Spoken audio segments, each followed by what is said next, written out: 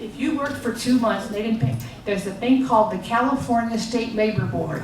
They are more scary and vicious than the Internal Revenue Service. If you didn't get paid, I want you to call them today. I'll tell you why. I was talking to somebody, he goes, hey, Noelle, hey, I got this new thing, we're working at a startup. I go, uh-huh. And he goes, and they're just paying us with stock. I go, wait a minute, pre-IPO stock and no salary? He goes, yeah. I go, oh, you're doing the hiring? I go, how do you look good in an orange jumpsuit? He said, what do you mean? I said, do you want to go to jail? People don't work for, pre-IPO means nothing equals nothing. You have to pay people. So be careful, don't take any deals like that. Somebody goes, here, how about some stock? Hey, show me the money. Don't work for that. If they didn't pay you, oh, you got them. No stock, no money. Well, guess what? You have them. You call the labor board, okay? California, under California State Labor Board, they will get them, okay? So don't work for free. Don't work for stock that made, vaporware. So, I mean, you see a lot of those things right now. And also, Dan, you want to tell them how to be careful with some of these work from home things. Oh yeah, in fact, here, let me go to the next transition There you slide. go, yeah. Oh, I think it's on the next slide. But before I do that, I just wanted to mention, hey, there's other contract agencies as well. Obviously, some folks may have heard of these: Adecco, Apple One, Manpower, Kelly Services, Robert Half, our Workforce Logic. And basically, you can even use Yellow Pages, Volt. Like basically, even just realize there's other little contract agencies that sometimes can help you find that. So utilizing their services could really be very helpful as well. And really just going in person, really making those kind of connections, whether it be a recruiter or... That's the whole key with these, is show up, go in there with your resume, meet the recruiter. Could be, Dan the second could be in there, say, hey, Dan, I have your card, make a connection with that person, and then you make them on your weekly calling list. You will get a job by making connections with these people in person. Don't just send your resume out there and cross your fingers. Go meet with them. People that do this, it's one little thing that we talk about, Dan, and we get more email back saying, I didn't know it was so easy. That's right. People are hiring right now, and if you're looking for a contract job, you could be working by Monday. One I wanted to point you is one toward the bottom. It says home scams. There's a lot of those work at home scams, so just beware about this. I found this link on about.com about work at home scam job. So there's a link in there that you could maybe click on and check to make sure that, hey, this doesn't seem like a scam. And what it goes back to is really finding your passion, just like the gentleman that ended up teaching piano to all the kids and the folks like that. Just finding your passion and developing that. And then again, I said the show is be the solution if it's looking like a company that you want to be. Don't listen to it. And if you're negative people say, oh, there's no jobs. Say, oh yeah, there is. And I only need one. Cheryl Van, who's VP at Juniper, so I say during the .com stuff, they go, you can't get a job right now. She goes, what do you mean I can't get a job right now? Because Cheryl has this, whatever she believes happens.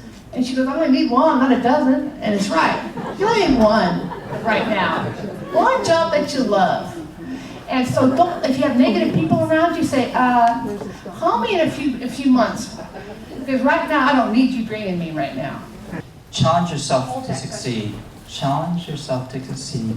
Make it your intention to win and have success. Challenge yourself to succeed and make it your intention to have success. And basically making a plan. So like I was sharing a little earlier, make it a game plan to win. Maybe it'd be just a couple hours, but make sure those first couple hours you really say, hey, I'm going to focus on trying to search. In fact, when we mentioned these 3 websites that I missed earlier on this presentation, there's 3 websites I do want to share with you. It aggregates through like Monster, Hot Jobs, all these different sites. One's called Indeed.com, I-N-D-E-E-D, Indeed.com. Another one's called SimplyHired.com. And another one's called Jobster.com. So, yep, Jobster, Indeed.com, SimplyHired.com, Job. And literally, just spend even just a couple hours having a game plan every morning. Whether it be just a quick exercise and then, all right, now I'm going to go do this, and apply to this role. Somebody called her and said, I want to talk to you about a job, but I need your social security number. I would tell them to take a flying leap at the moon.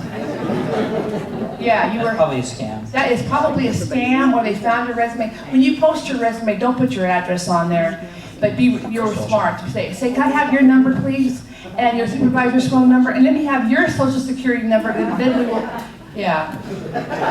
The only 4 things you have to remember when you interview: phone screen or in person, match their energy. People want to hire like themselves. Find out what their problems are. Same thing like on the resume. Tell them how you can solve them, and then do this close. You ask them the scary question: do you have any concerns about my ability to do the job? You're like, why do you ask that? Because you want to know what they're thinking.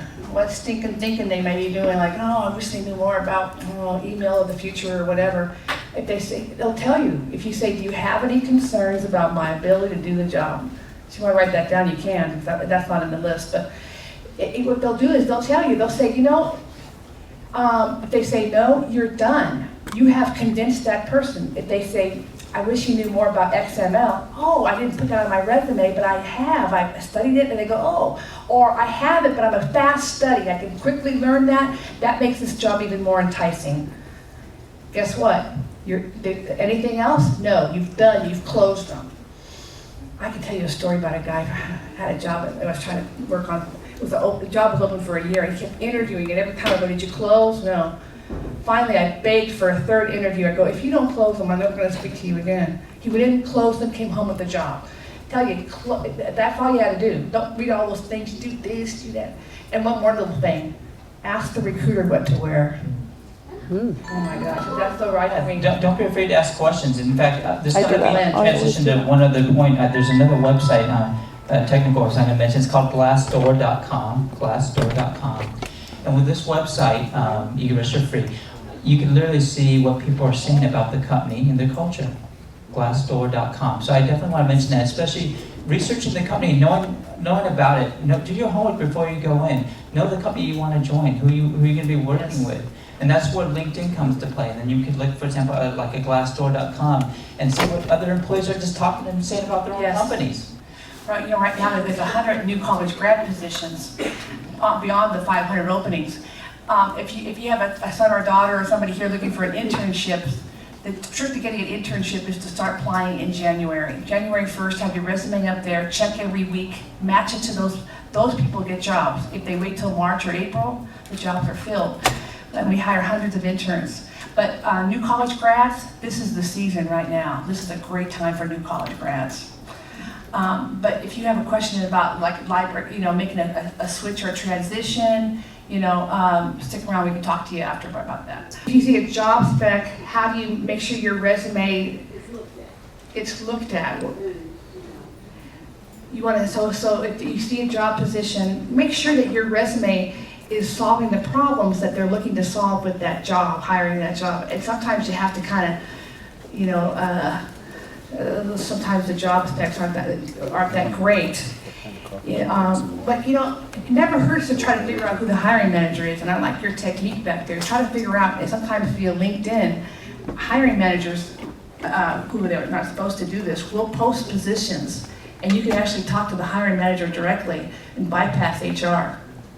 Again, the power of LinkedIn. Really power of LinkedIn. And sometimes really HR is great, sometimes HR. How many people here have ever interviewed for a job and never heard back? Raise your hand if you've interviewed for a job and never called. It's something. And how many of you actually never thought of this? That could be part of the interview process, and they wanted to call to see how badly you wanted the job. Okay, HR screwed up a lot of the time. Okay, I'll admit it. But how many of you actually picked up the phone and called and said, you deserve to, there you go. You deserve to know what the heck, how that worked out. They say, well, no, in a week. You pick up the phone and call them. You deserve an answer. One thing that I hear from hiring managers, I got a great candidate, I prepped them, I gave them the whole thing, I told you the 4 things, yada, yada, yada. And then they'll say, well, I don't know if they wanted the job. I go, what do you mean? They're here, they took a day off from work, or they left there, what do you mean? They had to hire a sitter. They go, well, they didn't say they wanted the job. I'm like, oh my God. Be sure you say you want the job. It's like going for a dance. Doesn't mean you're going to get married, you're just going to go for a dance. So just say yes. You want the job, you change your mind later.